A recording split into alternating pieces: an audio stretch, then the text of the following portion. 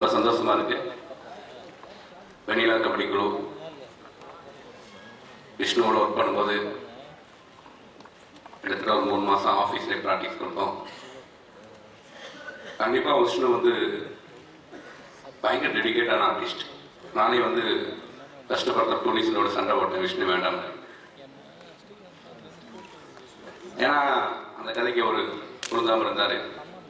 But அந்த கதைக்குள்ள வந்ததுக்கப்புறம் அவ்வளோ டெடிக்கேஷன். ஏன்னா பேசிக்காக ஒரு கிரிக்கெட் பிளேயருங்களான அவ்வளோ ஸ்போர்ட்ஸ்க்கு அவ்வளோ இன்ட்ரெஸ்ட் எடுத்து அவ்வளோ டெடிக்கேட்டாக ஒர்க் பண்ணார்.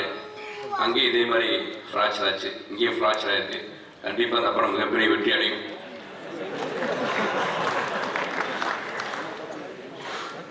இந்த படத்துடைய தயாரிப்பாளர் உதயநிதி சார். எல்லா சின்ன தயாரிப்பாளர்களுக்கும் மிகப்பெரிய ஒரு ஆசை லெஜெண்ட் கம்பெனி ரிலீஸ் ஆகணும்னு. அப்படி ஒரு மிகப்பெரிய ஒரு கம்பெனியாக வளர்ந்து நிற்குது. அது மிகப்பெரிய விஷயம். அவருடைய கடின உழைப்பு, அவருடைய ஜட்ஜ்மெண்ட், அவருடைய குரூ எல்லாமே சேர்ந்து தான் இந்த இடத்துக்கு வந்திருக்காரு. கண்டிப்பாக இந்த படம் மிகப்பெரிய வெற்றியடை நம்புகிறேன்.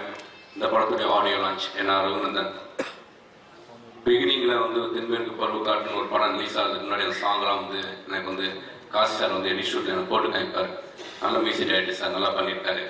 நேட்டிவிட்டியாக பண்ணக்கூடிய மியூசிக் டைரக்டர்ஸ் ரொம்ப கம்மியாக இருக்காங்க. கரெக்டான இடம் அவருக்கு காத்திருக்கு. மிகப்பெரிய வெற்றி அவருக்கு காத்திருக்கு.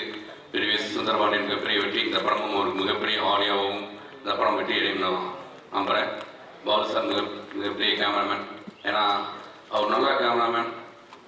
அவருக்கு ரொம்ப தீனி போடக்கூடிய ஒரு படமாக இந்த படம் இருக்குன்னு நான் முழுசு நம்புகிறேன்.